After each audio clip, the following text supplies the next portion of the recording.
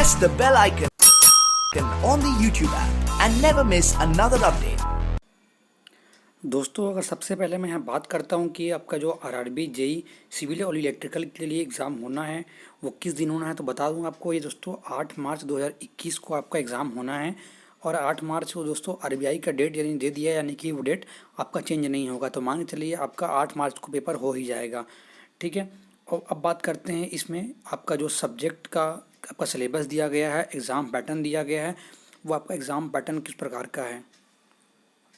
तो सबसे पहले बता दूं, यहाँ पर आपका जो पहला पेपर आपका है यहाँ पर वो आपका इंग्लिश लैंग्वेज का पेपर है, ठीक है। 50 क्वेश्चन आएंगे आपके, 50 मार्क्स के रहेंगे, ठीक है। और इस प्रकार यहाँ पर आपके इंजीनियरिंग डिसिप्लिन में पेपर 1 और पेपर 2, ठीक है, 2 भाग में बांटा गया है। वो आपको मैं सिलेबस दिखा दूंगा अभी, ठीक है। तो ये आपके 40 क्वेश्चन आएंगे इसमें, और 100 मार्क्स के, यानी कि 2.5 नंबर का आपका लगभग एक क्वेश्चन रहेगा, ठीक है। इस प्रकार आपका ये 100 मार्क्स के क्वेश्चन बन जाएंगे। और आपका इसमें जो एक सब्जेक्ट रहेगा आपका जनरल इंटेलिजेंस एंड रीजनिंग का सब्जेक्ट रहेगा, ठीक है, जिसके 50 क्वेश्चन रहेंगे 50 मार्क के, ठीक है। तो इस प्रकार आपका जो यहाँ पर टोटल बनेगा आपका ये 300 मार्क्स का पेपर होगा आपका टोटल, ठीक है। और जिसके लिए आपका टाइम जो रहेगा वो 150 मिनट ही रहेगा, ठीक है। यानी कि आपका 2.5 घंटे का आपका पेपर होगा। और यहाँ पर एक चीज़ यहाँ पर लिखा गया है कि separate time for each section, यानी कि जैसे बैंक का पेपर होता है ना, कि पहले आपका सेक्शन खुलेगा पहला वाला, उसके लिए आपको टाइम लिमिट जो दिया रहेगा 20 मिनट 40 मिनट, उसके बाद वो क्वेश्चन हट जाएंगे, ठीक है। तो ऐसा इसमें भी होगा, क्वेश्चन आपके आएंगे, उसके बाद टाइम लिमिट के बाद क्वेश्चन आपके हट जाएंगे। जैसे कि आपका पहला लैंग्वेज का क्वेश्चन आ गया आपका इंग्लिश का, तो आपको जो टाइम यहाँ पर दिया जाएगा आपका, ठीक है, 30 मिनट 40 मिनट जो भी दिया जाएगा, तो उस 30-40 मिनट के बाद आपके जो इंग्लिश के जो पूरा पोर्शन पूरा हट जाएगा, दोबारा आप उसको रीड नहीं कर पाएंगे, ठीक है। तो इसका ऐसा कुछ पैटर्न रहता है। और आरआरबी यानी कि आरबीआई का यदि पैटर्न है, तो ये भी पेपर जो होता है पूरा ये बैंकिंग के पैटर्न के ऊपर बेस्ड रहता है, एकदम हाई लेवल का पेपर रहता है, ठीक है। टीसीएस से भी ऊपर लेवल रहता है, समझ लीजिए आप।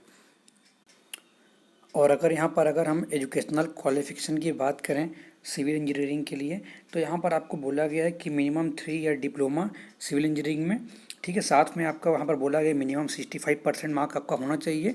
और यदि ST SC PWD कैंडिडेट हैं तो आपका 50% मार्क भी चलेगा, ठीक है। सेम थिंग अगर आपने डिग्री, यहाँ पर डिग्री भी मतलब एलिजिबल है, ठीक है। डिग्री यदि आपने यानी आपने BTech किया हुआ सिविल इंजीनियरिंग में, और साथ में आपका 55% आपका जरूरी होना है, इससे यदि कम है तो आप इसके लिए एलिजिबल नहीं हैं, ठीक है। और इसके अलावा जो ST SC या PWD कैंडिडेट उनके लिए 45% बोला गया है, ठीक है।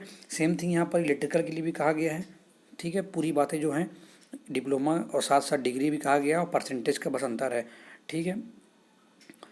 और उसके अलावा यहाँ पर एक्सपीरियंस के बारे में भी कुछ बात किया गया है, ठीक है, वो भी मैं आपको दिखाता हूँ। यहाँ पर एक्सपीरियंस जो है आपका कहा गया है कि at least 2 year experience for diploma holders, ठीक है। और उसके बाद अलावा बोला गया और डिग्री वाले होल्डर के लिए एटलीस्ट 1 ईयर का आपके पास एक्सपीरियंस होना चाहिए।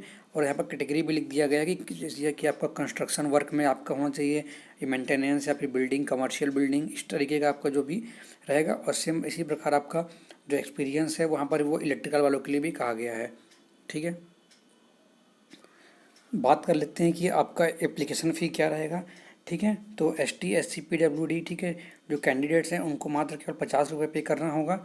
और जितने भी कैंडिडेट हैं जैसे कि आपके OBC जनरल और AWS, उनको यहाँ पर 450 रुपये का अमाउंट जो है वो पे करना पड़ेगा। साथ में ही आपका इंटीमेशन चार्ज भी, ठीक है, जुड़ा हुआ है, तो ये आपको यहाँ पर पे करना होगा।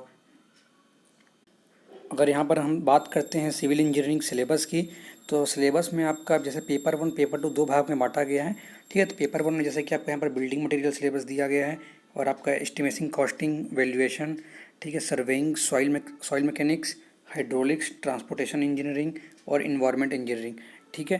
तो ये सारे सब्जेक्ट जो हैं आपके यहाँ पर दिए गए हैं पेपर 1 में, ठीक है। तो ये आप देख सकते हैं, और यहाँ डिटेल में आपको दिया गया, तो लगभग इसका सिलेबस में सारा कुछ आपका ऐड कर दिया। जितना आप SSC JEE में पढ़ते हैं उसके अलावा भी कुछ कुछ यहाँ पर टॉपिक्स हैं जो यहाँ पर ऐड कर दिए गए हैं, ठीक है। तो आप देख सकते हैं यहाँ पर सब कुछ, यहाँ पर आप देखेंगे आपका जैसे कि यहाँ पर स्टोन हो गया आपका, ठीक है, और सीमेंट मटेरियल हो गया आपका, टिम्बर, वुड, सारा कुछ है। एस्टिमेशन और कॉस्टिंग में जैसे कि यहाँ पर शटरिंग वगैरह आपको दिखेगा, एक्स्ट्रा मिलने यहाँ पढ़ने के लिए मिल जाएगा। और उसके अलावा आप इसको थोड़ा सा स्क्रीनशॉट ले लीजिए इसका आप एक बार, तो आपको ज़्यादा समझ में आएगा, ठीक है। और यहाँ पर जो पार्ट दिया गया है पूरा ये आपका वैल्यूएशन वाला पार्ट दिया गया है, ठीक है। सर्वेइंग में भी वैसा ही कुछ दिया है, ठीक है। तो आप इसका स्क्रीनशॉट ले लीजिए, इस तरीके से मैंने यहाँ पर रखा हुआ है। और यहाँ पर सॉइल मैकेनिक्स भी देख सकते हैं, सॉइल मैकेनिक्स पूरा सबसे जैसा दिया रहता है, पूरा सेम टू सेम वही चीज़ है। और हाइड्रोलिक्स भी यहाँ पर, जैसे कि आपका ओपन चैनल दिया गया है, ठीक है, वियर दिया, स्पिलवे, पंप, सारा कुछ, टरबाइन, और ये सब तो पता ही है आपका जो बेसिक होता है आपका स्टार्टिंग वाला, सब कुछ है यहाँ पर। ट्रांसपोर्टेशन में भी आप देखेंगे तो आपका पूरा वही है, पेमेंट्स पूरा, मतलब कि जो जो आप पढ़ते हैं सबसे जेई में वो सब पूरा सिलेबस पढ़ना ही है आपको। साथ में कुछ एक्स्ट्रा टॉपिक जो हैं वो एक्स्ट्रा कहीं कहीं दिए हुए हैं कुछ कुछ, तो उसको भी आप दे सकते हैं। जैसे कि यहाँ पर हाईवे में आपको देखने को मिलेगा हाईवे ड्रेनेज, ये नया टॉपिक है, इसमें ऐसे जेई में टॉपिक नहीं होता है ये, ठीक है। बात करते हैं आपको ये इन्वायरमेंट में, तो पूरा सेम टू सेम वही है। और पेपर 2 यदि बात करें, ठीक है, तो यहाँ पर क्या क्या सब्जेक्ट हैं, यहाँ पर थ्योरी ऑफ स्ट्रक्चर है और कंक्रीट टेक्नोलॉजी का अलग से दिया हुआ है, and RCC and steel design दिया गया है, ठीक है। तो ये जो आप सबको जानते ही हैं, कंक्रीट टेक्नोलॉजी में पूरा आपका जो भी पूरा मटेरियल साइंस जो भी आपका पढ़ना पड़ेगा आपको, और आरसीसी सेम है पूरा और स्टील डिज़ाइन भी वही है। यानी कि यहाँ पर जो एसएससी जेई का सिलेबस होता है पूरा, वो पूरा यहाँ पर आपको पूरा कवर करना है, ठीक है।